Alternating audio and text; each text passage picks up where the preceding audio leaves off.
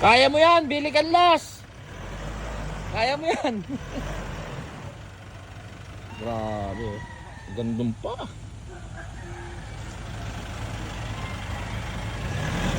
Eto, naglalakad kami. Papunta kami ngayon sa ano? Sa farm ni Idol PA, yung main farm. Ayan, naglalakad. Kamusta experience mo kanina? Ayun na, medyo nanginginig pa yung tuhod. Grabe no? Dito na kami mga teacher. Oo nga eh. Nabalahaw yung sasakyan. Yun, lakad kami. Yan, medyo ano, medyo maulan. Ayun, dinadaanan namin no. Kailangan 4x4. Oo. Ayan. Mga ano daw, 800 meters lalakarin namin. Okay lang din naman. Ayan no, tanaw nyo ba? 36 hectares. Ayan.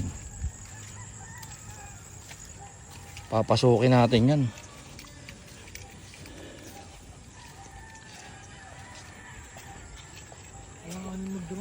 Ayan na sila kay Tony oh.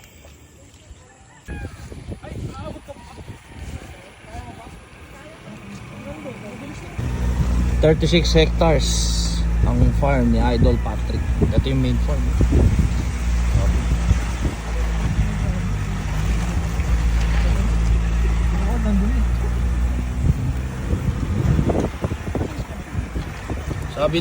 Sabi nung drive, nung kasama natin, 800 meters daw. Pero malayo pa. Nagalit nga.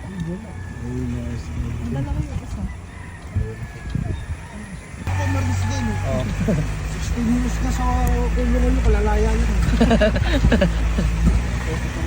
Oh, parang mga 24M gray to ah. Yun oh. Grabe, dami. Puro gray. Puro gray oh. Oh. Idol PA San Pablo. Ganda, lawak.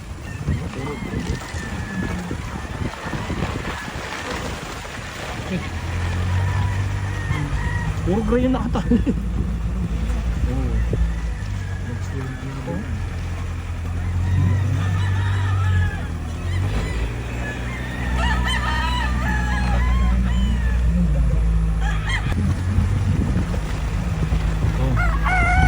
Gulang ng mga manok dito.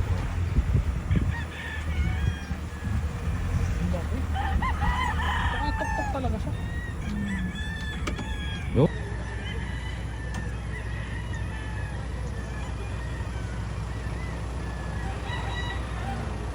House lahat ay mga materyales, and then nagkaroon na kami sarili seed house namin. Ito na yun. At andito ngayon lahat is all basically halo na ng mga palahi ng sagupaan, and of course yung ating mga galing sa Davao, mainly SF Game Farm. Okay. So, mga materyales natin, pakita ko rin sa inyo yung mga fruit cup natin, ay mga dyan lahat namin. Tara, ikot muna tayo para makita ninyo. Tara, yeah.